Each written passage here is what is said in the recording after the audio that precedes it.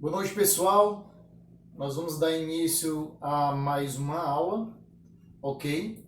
E hoje nós vamos falar um pouco sobre revelação e inspiração, certo? Se você perceber, se você esteve na sala de aula, eu ministrei parte do conteúdo dessa aula hoje. Então, eu resolvi ministrar novamente para você relembrar. E como eu acrescentei algumas informações, certo? Vai dar também para você aprender algo mais. E percebi também que naquela ocasião alguns alunos faltaram. Tem a oportunidade para rever esse assunto e aprender algo mais, ok? Então nós estamos estudando as características da Bíblia, ok? Então uma das características da Bíblia é a sua inspiração, certo? Mas para que a gente entenda o que é inspiração, nós precisamos entender o que é revelação, ok? Deus ele se revela ao homem. Então, qual é a relação que há nessa revelação de Deus com a inspiração da palavra de Deus? E o que é inspiração? Você sabe conceituar o que é inspiração? Qual é a sua teoria de inspiração? Você tem que, além de conceituar o que é inspiração, você tem que entender também que teoria você defende. Ou seja, como a Bíblia ela foi inspirada. Nós entendemos que ela foi inspirada, mas como? Como Deus inspirou o homem? Você vai ter que conceituar isso também, a sua teoria. Nós vamos aprender isso hoje, beleza? Então Deus ele se revela ao homem. O propósito de Deus sempre foi se comunicar com o homem. Foi sempre manter contato com o homem. Foi sempre manter comunhão com o homem. Nós vemos aqui o exemplo de Deus e Adão. Lembra daquele versículo do capítulo 1 de João, versículo 14? O verbo se fez carne e habitou entre nós. A ideia mais clara que aquele versículo nos dá é a ideia que onde o verbo se fez carne e tabernaculou entre nós. O verbo se fez carne e armou o seu tabernáculo, armou a sua tenda entre nós, para que ele se comunicasse conosco, para que ele mantesse contato, para que ele mantesse comunhão. Então, ao longo da história da humanidade, Deus sempre procura manter contato com o homem. Deus sempre procura se revelar. Deus sempre procura se comunicar com o homem. Então, a princípio, o propósito da revelação de Deus, além de manifestar a sua glória, o seu poder, a sua majestade, o propósito dessa revelação é também manter contato e comunhão com o homem. Então, no jardim, Deus cuidava de Adão, Deus conversava com Adão, Deus dava ordem a Adão, certo? Então, esse diálogo, Deus aqui revela a sua palavra, Deus revela o seu ser e Deus revela a sua vontade ao homem. Então, nós temos aqui a primeira revelação de Deus, certo? À humanidade, começando com Adão, certo? Você vê aqui Deus se comunicando, se revelando e mostrando a sua glória a Adão. Sempre foi assim ao longo da história da humanidade. Deus sempre se revela. Só que Deus se revela de uma forma progressiva. Então, se alguém perguntar para você o que é a revelação progressiva de Deus, você sabe responder? Se alguém da sua igreja perguntar, eu creio que você já sabe, que você é esperto. A revelação progressiva de Deus é uma revelação por etapas. Então Deus ele não chega para a pessoa, para o ser humano, e ele se revela de uma forma integral. Ele não se revela 100%. Ele nunca se revelou assim ao longo da história da humanidade, certo? Ele se revela por etapas. Lembra do tabernáculo? Ali é uma revelação de Deus, de quem é Deus. Lembra dos sacrifícios no tabernáculo? Ali é uma revelação do poder de Deus, da majestade de Deus, do plano de Deus para a humanidade. Só que as pessoas da época do tabernáculo recebeu aquela revelação. Mas para ela, aquilo ali não estava sendo muito claro. Elas faziam o sacrifício, elas entendiam que precisavam se santificar para fazer aquele sacrifício, elas viam o poder de Deus, mas ali não era a revelação total de Deus. Ali era uma das etapas da revelação de Deus. E todas as etapas elas irão se cumprir em Jesus Cristo. Então, o cume da revelação de Deus é em Jesus Cristo. Você vê Deus se revelando ao longo da história, por exemplo, com Abraão, ali no sacrifício de Isaac. Deus promove aquele cordeiro. Talvez Abraão não entendeu quem era aquele cordeiro, certo? Apontando ali para Jesus Cristo. Então, vai ficando mais claro com o passar do tempo. Então, a cada etapa da revelação de Deus, essa revelação ela vai ficando mais clara, certo? Hoje, a gente tem a revelação mais clara, a gente sabe da história de Jesus. Mas o povo de Israel, lá do Antigo Testamento, não tinha essa revelação tão clara, porque Deus estava se revelando através da própria nação de Israel para a humanidade. Deus agora levanta os profetas para revelar o seu poder, a sua glória, para revelar a sua justiça através das advertências promovidas por esses profetas. Deus usa os milagres para se revelar o seu poder. Então entenda aqui qual é o papel dos milagres naquela época, no tempo dos apóstolos, no tempo dos profetas. Qual o propósito desses milagres? Deus estava se revelando o seu poder, a sua majestade. Então o propósito do milagre não era só trazer alívio para a pessoa numa cura, numa ressurreição. O propósito também era demonstrar o seu poder, o seu juízo para aquelas pessoas. Então toda essa revelação, o ápice dela, segundo Hebreus capítulo 1, certo? Se dá em Jesus Cristo, certo? Jesus é o ápice da revelação de Deus, beleza? Então nós temos aqui a revelação especial, que é a comunhão direta da parte de Deus para com o homem. Então Deus se revela de um modo especial, ele se comunica com o homem, ok?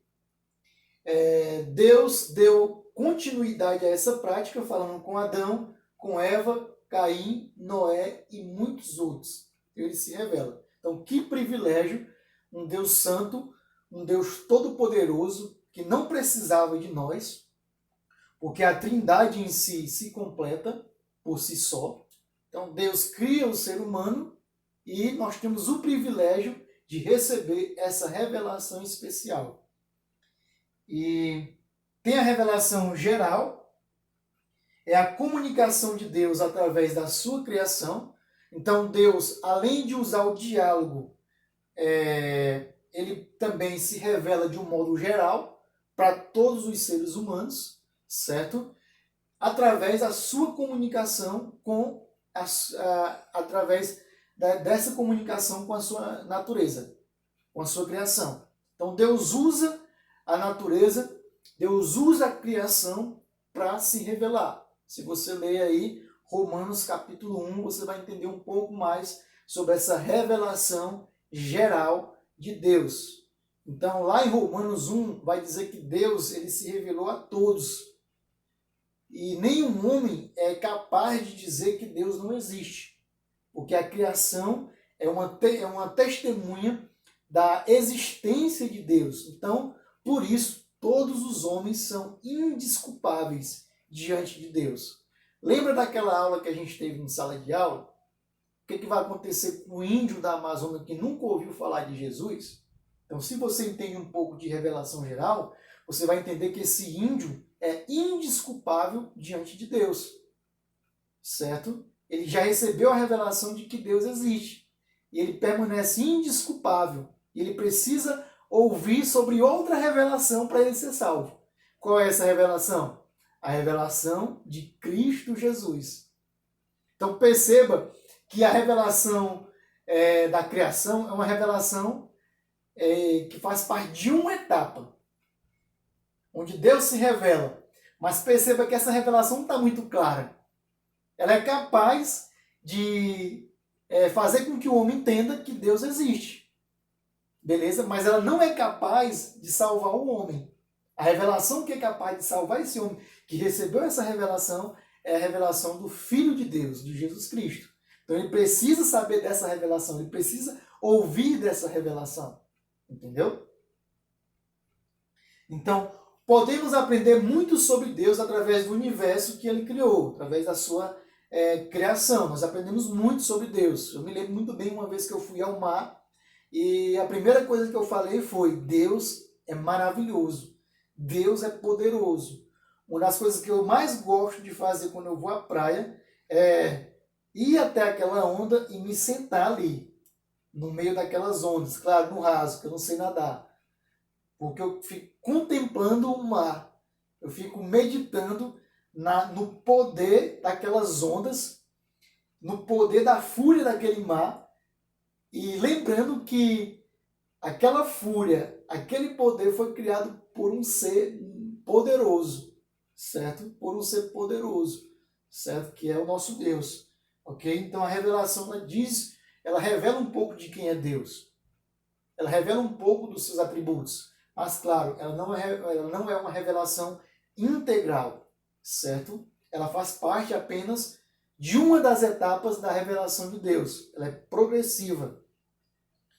E uma criação tão vasta dá testemunho da existência de Deus, foi falado.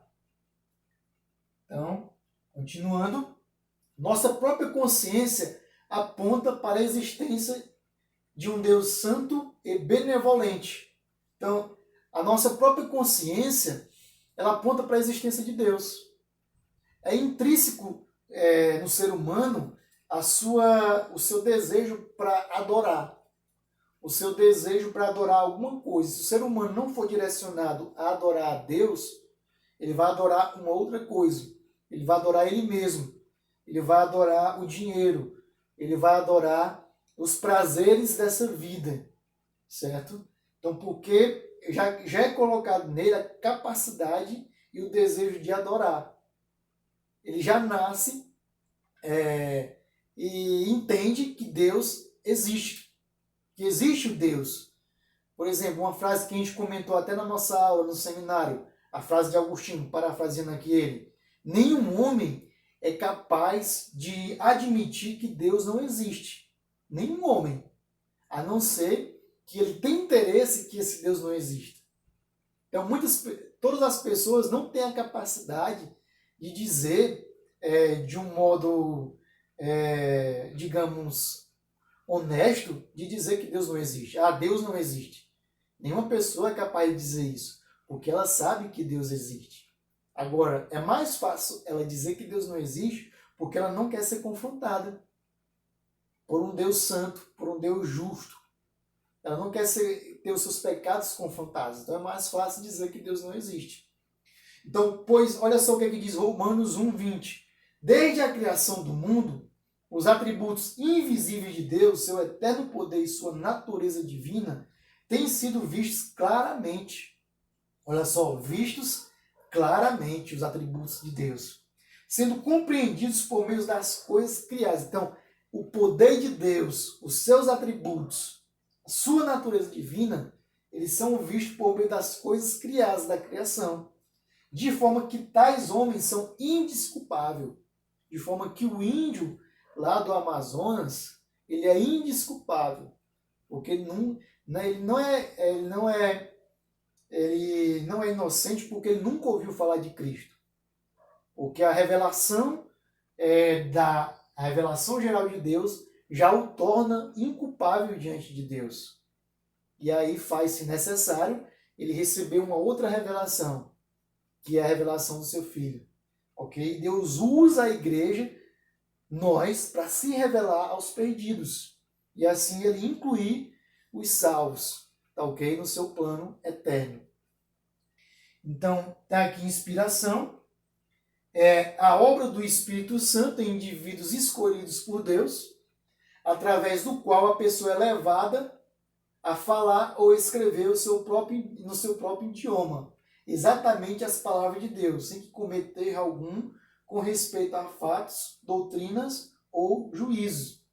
Então aqui a inspiração explicada é a obra do Espírito Santo na vida de uma pessoa. Então Deus levanta um homem e através do Espírito Santo ele comunica a sua mensagem a esse homem. E esse homem então ele vai escrever essa mensagem no seu idioma, ok? E ele não vai cometer nenhum erro em relação a doutrinas e juízos, ok? Então, o que é inspiração? É a comunicação da mensagem de Deus através do Espírito Santo a uma pessoa, para que essa pessoa ela escreva essa mensagem, tá ok? Em seu idioma. Já já a gente vai ter um outro conceito de inspiração para ficar mais claro. Então, Deus prepara um grupo de pessoas para comunicar a sua revelação, através da fala ou através da escrita. Então, Deus não se revela através do diálogo com alguns homens, Deus não se revelou. Deus não se revelou através da sua natureza. Só que essa revelação ela precisa ser preservada. E como é que ela é preservada? Através da escrita. Certo? Essa revelação ela precisa ser passada de geração em geração.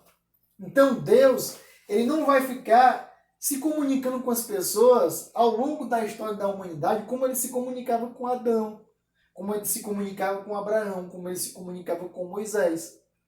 Então, para que essa revelação fosse preservada, fez-se necessário a inspiração.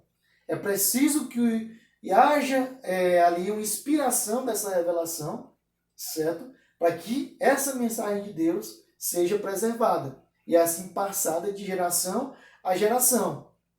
Porque se ela não for escrita, se ela não for inspirada, corre-se o risco de surgirem grupos interpretando a revelação de Deus que aconteceu no passado. E aí vai surgir uma doutrina aqui, uma doutrina ali, cada um interpretando essa revelação de Deus. Então Deus acaba inspirando o homem para que ele escrevesse a sua revelação. Ok? Então, nós temos aqui a inspiração verbal, que é o conceito que defende que as próprias palavras de Deus são de fato prescritas por ele, certo? Então, essa é uma teoria que a gente vai ver mais na frente aqui sobre o que é uma inspiração verbal. É uma das teorias. Então, como a Bíblia foi inspirada? Então, as próprias palavras de Deus são de fato prescritas por ele. Então, é como se tudo que tivesse na Bíblia foi escrito por Deus. É isso que a revelação, a inspiração verbal vai dizer. Teoria do ditado. Deus ditou toda a sua palavra, certo? Então aqui, outra teoria aqui relacionada à inspiração verbal. Alguns autores vão dividir, mas para muitos é a mesma coisa. Teoria verbal e teoria do ditado. O que é isso? Como a Bíblia foi inspirada? Como o Espírito Santo usou os escritores para escrever a mensagem de Deus? Ditando, palavra por palavra. Então, essa é a teoria da inspiração verbal, essa é a teoria do ditado. Cada palavra ali, colocada na Bíblia, foi ditada por Deus. Você acredita nessa teoria? Qual é a